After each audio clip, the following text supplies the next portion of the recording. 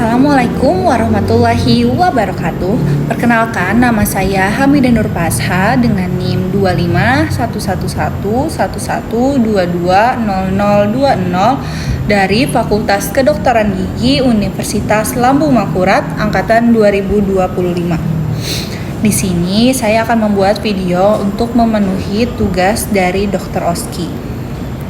Pada video kali ini saya akan menjelaskan mengenai anatomi regiofacialis, yaitu bagian wajah yang memiliki peran sangat penting dalam fungsi mengunyah, berbicara, ekspresi wajah, dan juga sensasi. Regiofacialis tersusun atas tulang wajah, otot-otot mimik dan pengunyahan, pembuluh darah, serta persarapan, khususnya nervus facialis dan nervus trigeminus. Pemahaman regiofacialis sangatlah penting dalam kedokteran dan kedokteran gigi karena berkaitan langsung dengan tindakan anestesi, pencabutan gigi, bedah minor, serta evaluasi nyeri dan kelumpuhan wajah. Jadi, materi ini merupakan dasar untuk memahami regiofacialis karena struktur wajah merupakan bagian dari anatomi kepala dan leher secara keseluruhan.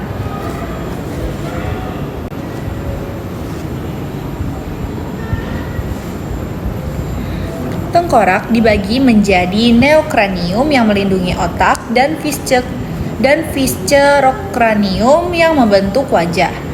Regiofacialis terutama dibentuk oleh viscerocranium yang mencakup tulang rahang, tulang pipi, tulang hidung, dan rongga mulut. Pada bagian ini juga melekat otot-otot ekspresi wajah serta dilalui pembuluh darah dan saraf wajah. Cavitas cranii bersambungan dengan canalis vertebralis yang berisi medula spinalis. Cavitas cranii merupakan rongga tempat otak berada dan berhubungan dengan canalis vertebralis. Dari cavitas cranii inilah saraf kranial termasuk nervus facialis dan trigeminus keluar menuju regiofacialis. Tengkorak merupakan mozaik dari banyak tulang yang membentuk rongga tengkorak untuk melindungi otak atau neokranium dan beberapa rongga seperti kavitas nasi dan oris. Neokranium terdiri dari lempeng-lempeng tulang lebar yang terbentuk langsung dari lembaran jaringan ikat di sekitarnya atau desmokranium. Lalu tulang dasar tengkorak atau basis cranii dibentuk dari jaringan tulang rawat atau kondokranium. Viscerocranium menjadi tulang pengunyah dan alat pendengaran, yaitu maksila, mandibula, tulang-tulang pendengaran, dan os hyoideum. Lalu neokranium membentuk kubah tengkorak dan menjadi tempat asal saraf kranial yang kemudian menuju regiofacialis. Neokranium disusun dari os frontal, os parietal, ala major ossis sphenoidalis, squama occipitalis, dan pars squamosa ossis temporalis. Basis cranii merupakan dasar tengkorak yang memiliki banyak foramen penting sebagai jalur saraf dan pembuluh darah menuju wajah. Basis cranii disusun dari os ethmoidal, os sphenoidal, os temporal tanpa squama, pars tympanicat, ossis temporalis, dan os occipital tanpa squama. Viscerocranium disusun oleh os nasal, os lacrimal, concha nasalis inferior, vomer, os zygomaticum, os palatum, maxilla, dan mandibula. Ossicula auditus terdiri dari malleus, incus, stapes, dan osteomium.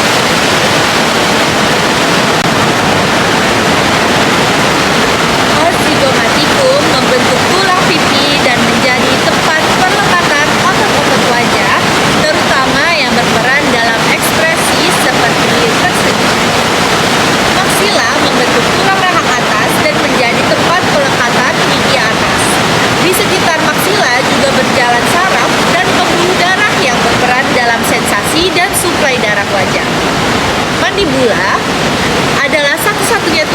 wajah yang dapat bergerak. Pergerakannya dikendalikan oleh otot pengunyahan dan dipersarafi oleh nervus mandibularis.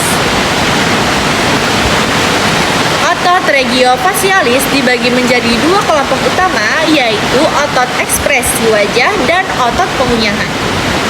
Otot ekspresi wajah antara lain orbicularis oris, orbicularis oculi, buccinator, dan zygomaticus. Otot-otot ini memungkinkan kita tersenyum, berbicara, meniup, dan menutup mata. Sedangkan otot pengunyahan terdiri dari masseter, temporalis, serta pterygoideus medialis dan lateralis yang berfungsi menggerakkan mandibula saat mengunyah. Setelah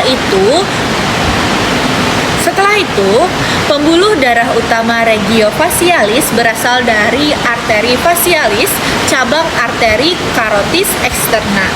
Arteri ini menyuplai darah ke bibir, pipi, dan hidung, sedangkan aliran balik darah melalui vena fasialis. Persarafan regiofasialis melibatkan dua saraf utama, yaitu saraf atau nervus facialis yang berfungsi untuk motorik wajah dan untuk motorik otot ekspresi wajah. Lalu yang kedua itu nervus trigeminus yang fungsinya untuk sensasi wajah dan motorik otot pengunyahan.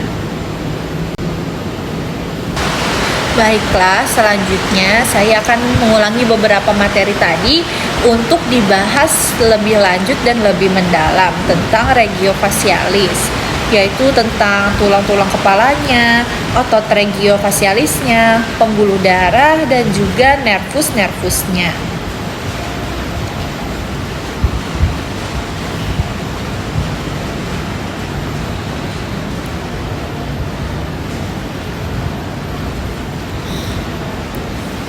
Yang pertama di anatomi regiofasialis, yaitu tulang, otot, pembuluh darah, dan juga nervus. Jadi yang pertama, regiofasialis itu merupakan bagian dari wajah yang memiliki peran sangat penting dalam kehidupan sehari-hari kita. Bahkan juga sangat penting dalam praktik tentang kedokteran maupun kedokteran gigi. Area ini berfungsi dalam ekspresi wajah, pengunyahan, bicara, sensasi, dan juga estetika, serta estetika wajah. Oleh karena itu, pemahaman anatomi regiofasialis harus mencakup struktur tulang, otot, pembuluh darah, dan saraf yang karena itu semua saling berhubungan. Dalam konteks klinis, kesalahan memahami regiofasialis dapat menyebabkan komplikasi serius seperti cedera saraf, perdarahan, atau kegagalan anestesi lokal. Baiklah, yang pertama yaitu tulang regiofasialis atau skeletal framework. Regiofasialis terutama dibentuk oleh visca cranium yang tadi saya sebutkan. Visca cranium itu merupakan bagian tengkorak yang membentuk wajah. Dan tulang-tulang utama di regiofasialis adalah maxilla, mandibula, os zygomaticum, os nasal, os palatum, os lacrimal, vomer, dan juga concha nasalis inferior. Karena tadi sudah saya sebutkan, sekarang saya akan menjelaskan sedikit-sedikit tentang tulang-tulang ini. Yang pertama itu adalah maxilla. Maxilla membentuk rahang atas, dasar orbita, dan sebagian rongga hidung. Tulang ini menjadi tempat perlekatan gigi atas yang dilalui oleh saraf alveolar superior dan berperan dalam anestesi gigi rahang atas. Lalu ada mandibula. Mandibula adalah satu-satunya tulang yang dapat bergerak yang fungsinya untuk pengunyahan, bicara, dan juga menopang gigi bawah. Mandibula dipersarafi oleh nervus mandibularis dan digerakkan oleh otot pengunyahan. Yang ketiga ada os zygomaticum yang membentuk tulang pipi dan kontur wajah. Tulang ini menjadi tempat perlekatan otot-otot ekspresi wajah, khususnya otot yang berperan dalam senyum. Jadi intinya, tulang regiofacialis bukan hanya struktur pasif, tetapi juga dapat melindungi struktur vital seperti otak kita dan menjadi jalur saraf dan pembuluh darah, serta juga menjadi tempat perlekatan otot wajah. Selanjutnya kita akan membahas tentang otot-otot di regiofacialis. Otot regiofacialis dibagi menjadi dua kelompok besar yang seperti tadi saya sebutkan, yaitu otot ekspresi wajah atau muscles of facial facial expression yang ciri khasnya itu melekat pada tulang dan berakhir di kulit, yang berfungsi untuk menggerakkan kulit wajah dan dipersarafi oleh nervus facialis.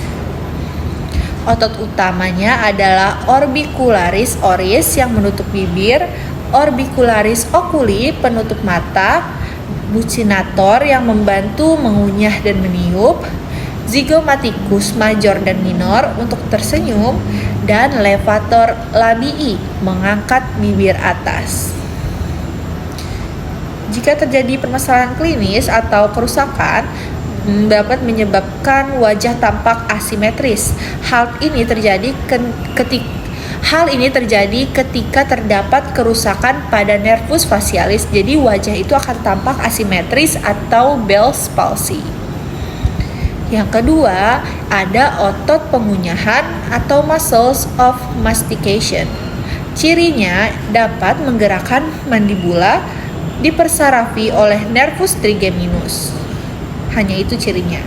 Lalu, otot utamanya adalah masseter yang menjadi elevasi mandibula. Lalu ada otot temporalis, elevasi dan retraksi mandibula, dan pterygoideus medialis, elevasi dan grinding, dan juga pterygoideus lateralis yang membuka mulut. Klinisnya, gangguan otot ini dapat menyebabkan nyeri sendi temporomandibula atau TMD. Nyeri sendi temporomandibula. Sekarang kita akan membahas tentang pembuluh darah di regiofacialis. Regiofacialis memiliki suplai darah yang sangat kaya sehingga sangat mudah berdarah saat trauma atau pembedahan. Jadi di sini ada arteri. Nah, sumber utamanya adalah arteri facialis yang merupakan cabang arteri carotis externa. Cabang-cabang penting dari arteri facialis ini adalah arteri labialis superior dan inferior, dan juga arteri angularis. Fungsinya untuk menyuplai darah ke bibir, pipi, hidung, dan jaringan lunak wajah. Yang kedua, ada vena. Vena facialis itu fungsinya untuk aliran balik wajah dan memiliki hubungan dengan sinus cavernosus. Klinisnya, saat terjadi infeksi pada segitiga berbahaya wajah atau danger area, itu dapat menyebar ke otak.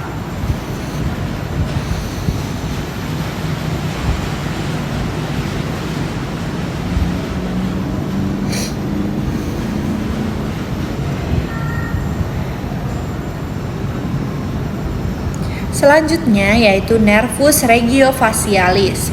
Nervus facialis berfungsi sebagai motorik otot ekspresi wajah yang cabang utamanya temporal, zygomatik, bukal, marginal mandibular, dan cervical. Kerusakan pada daerah ini atau kerusakan pada daerah ini pokoknya dapat menyebabkan wajah tidak simetris, sulit menutup mata, dan juga sudut mulut turun. Yang kedua, ada nervus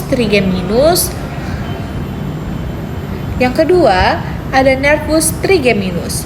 Yang berfungsi sebagai sensasi wajah dan motorik otot pengunyahan.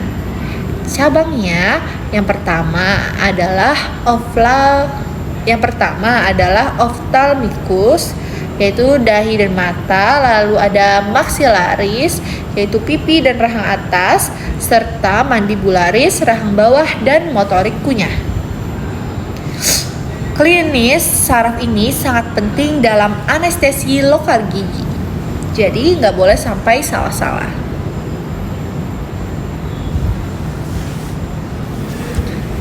Selanjutnya yaitu hubungan antar struktur atau integrasi. Radiofasialis bekerja sebagai satu kesatuan. Tulang untuk kerangka dan jalur, otot untuk membantu gerak dan ekspresi, pembuluh darah untuk nutrisi, dan saraf untuk kontrol motorik dan juga sensorik. Jadi, gangguan satu struktur dapat mempengaruhi semua fungsi lainnya.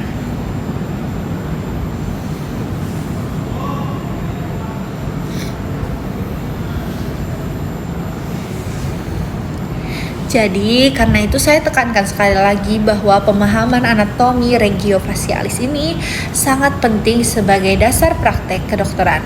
Dengan memahami tulang, otot, pembuluh darah, dan saraf secara terintegrasi, kami jadi mampu melakukan tindakan klinis dengan aman, mencegah komplikasi, dan memahami hubungan anatomi dengan fungsi wajah.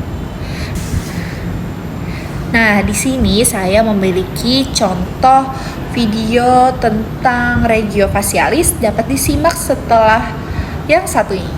Are divided into two groups. The first group is the muscles of mastication. Mastication means to chew, so those are the muscles responsible for chewing when you're eating. And the second group are going to be the facial muscles, or the muscles that are going to be responsible for facial expression. So in this video, we're first going to cover the origin and insertion point of all muscles you will find in the facial region. In the previous video, we looked at the muscles of mastication. So if you're unfamiliar with the mastication muscles, I highly recommend you to watch that one first, as it will help you to gain a full picture of the muscles you'll find in the head. Alright, so the muscles of facial expression can be divided into groups depending on the anatomical location. We're going to have one muscle in the scalp, 3 around the eye opening, 10 around the oral opening, 2 around the nasal opening, and 3 around the ear opening. And so all these muscles have a few things in common. And the first one is that all of the muscles of facial expression insert at the skin, and they produce wrinkles in the skin once they contract. Another thing they have in common is that all of them are innervated by the facial nerve, which is the cranial nerve number 7. And the last thing is that they all come from the second pharyngeal arch during development. So now that we have kind of a general overview of the muscles, let's start with the muscles of the scalp, which is the occipitofrontal muscle. This is a flat muscle located on the top of the scalp. It consists of the occipital belly, which originates from the highest nuchal line on the occipital bone, and it inserts at the epicranial aponeurosis, or Galea aponeurosis. Then, more anteriorly, you will find the frontal belly, which originates from the epicranial aponeurosis and inserts at the skin of the eyebrow. The function of this muscle is to pull the skin of the forehead up, forming horizontal lines on the forehead, as you see here. And the occipital belly's main function is really stabilizing the aponeurosis and tensing it. Next, we have the muscles around the eye opening, and these include the orbicularis oculi, procerus, and the corrugator supercilii.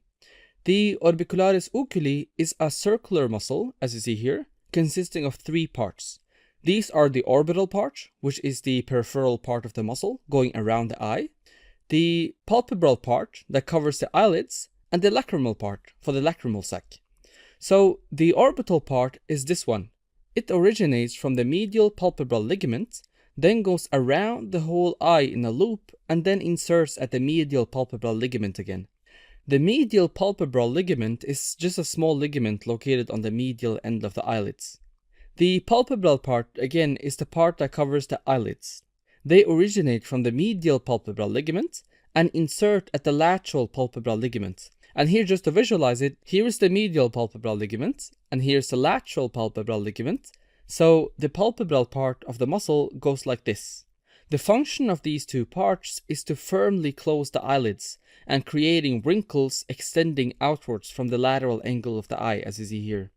The lacrimal part, however, originates from the lacrimal bone and insert at the lacrimal sac, and it's located in this region. And what it does is that it dilates the lacrimal sac, which aids the drainage of tears from the eyes down through the nasolacrimal duct and then down into the nasal cavity. So tears are produced by the lacrimal gland, they go to the lacrimal sac, and this muscle really just opens up this lacrimal sac so that the excess tears can flow down into the nasal cavity. So that is the orbicularis oculi. Next, we have the procerus muscle, and the procerus muscle is located between the eyebrows, as you see here. It originates from the bridge of the nose and inserts at the skin of the forehead, forming a horizontal wrinkle on the root of the nose, as you see here. Alright. The last one is the corrugator supercilii, which are located here in the eyebrows. This muscle originates from the glabella and the supraorbital margin, and it inserts at the skin of the eyebrows. And when this muscle contracts, it pulls the eyebrows medially and inferiorly and forms vertical lines above the root of the nose, forming the facial expression of frowning and pain, as you see here. So that is the muscles around the eye opening. Next, we have the muscles around the oral opening, and these are 10 muscles divided into 5 groups based on the facial expression they produce when they contract. The first group are the muscles on the side of the mouth that produces a smile. All of these muscles have a common insertion point but different origin points. These are the zygomaticus major, which is this one. It originates from the zygomatic bone, as you see here. Then we have the zygomaticus minor, which is this one. It also originates from the zygomatic bone, but more anteriorly. Then we have the soleus muscle, which is this one, originating from the masseteric fascia. So remember we had the masseter muscle for mastication. On top of the masseter muscle, there's a fascia called the masseteric fascia, which is essentially connective tissue forming a smooth surface around the muscle for less friction. So this muscle originates at this fascia. And these 3 muscles insert at the skin of the angle of the mouth to produce a beautiful smile. Next, we have the muscles that either depresses the angle of the mouth or lifts the angle of the mouth. The muscles that lifts up the angle of the mouth are the levator anguli oris, which is this one, and the levator labii superioris, which is this one. The levator anguli oris originates from the anterior surface of the maxilla and inserts at the skin of the angle of the mouth.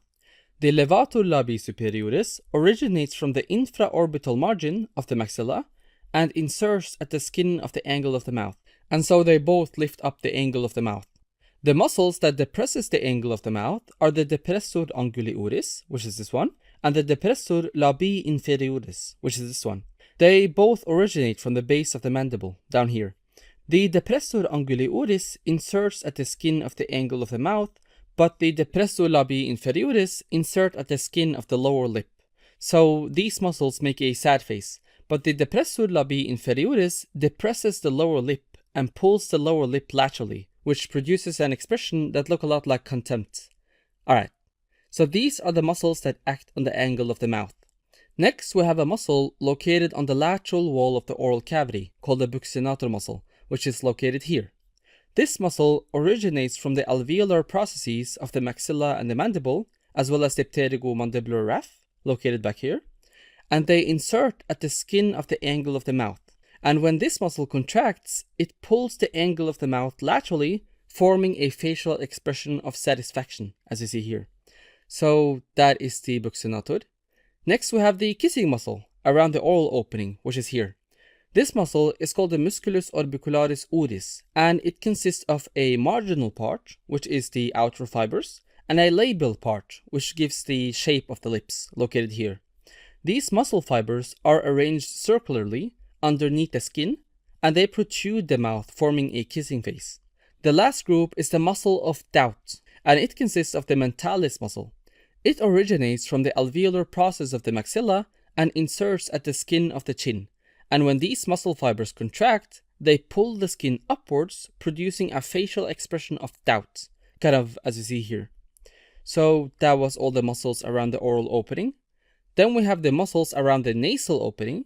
So if you add the actual cartilages of the nose, the muscles around the nose act directly on the nose itself. So the first one is the nasalis muscle, which consists of two parts according to the course of its fibers. These are the transverse part, which is also called the compressor naris, and the alar part, also called the dilator naris. And they both originate from the anterior surface of the maxilla, and they both insert at the dorsal cartilage of the nose. So the alar part inserts a little more anteriorly than the transverse part. The transverse part constricts the nostrils, and the alar part dilates them, as you see here. So that is the nasalis muscle. The other muscle is called the levator labii superioris alaqui nasi. This muscle originates from the frontal process of the maxilla and inserts at the skin of the upper lip and the skin of the nasal wing. And when they contract, they pull the lips and the nasal wings in this direction, which dilates the nostrils, elevates the upper lip, and produces an expression of discontent. Alright, so finally, let's look at the muscles around the ear opening, which are three. And they look like this. These three muscles are called the extrinsic muscles of the external ear. And these are the auricularis anterior, auricularis superior, and the auricularis posterior. All of these muscles insert on the root of the auricle. The auricularis anterior originates from the temporal fascia, which is the fascia covering the temporal muscle. Auricularis superior originates from the epicranial aponeurosis, and the auricularis posterior originates from the temporal bone. Their common function is movement of the auricle to each direction, as you see here. They really have no practical importance in humans, but they're more important in animals that are dependent on their hearing, like your typical dog that are able to move his ear around. In these animals, these three muscles are more developed than in humans. So that was all the muscles of facial expression. Seperti itu adalah penjelasan dari video-video yang saya temukan di internet. Semoga jadi semakin menambah pengetahuan kita mengenai regio facialis. Setelah itu saya akan memberikan penjelasan tambahan mengenai perkembangan embriologi regio facialis untuk menunjang pemahaman kita semua. Jadi regio facialis itu berkembang dari beberapa tonjolan embrional, yaitu prominens frontonasalis, prominens maxillaris, dan prominens mandibularis.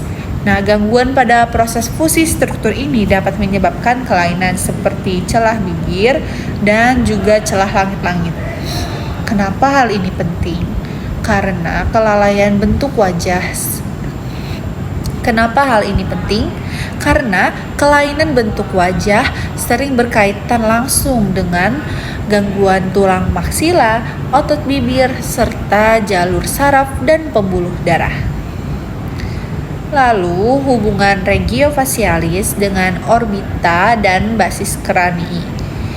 Jadi, regio facialis itu tidak bisa berdiri sendiri, tetapi sangat berhubungan erat dengan orbita atau mata dan basis kranii atau dasar tengkorak.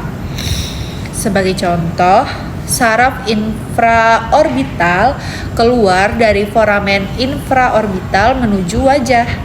Lalu pembuluh darah wajah berasal dari arteri karotis eksterna yang juga mensuplai struktur intrakranial.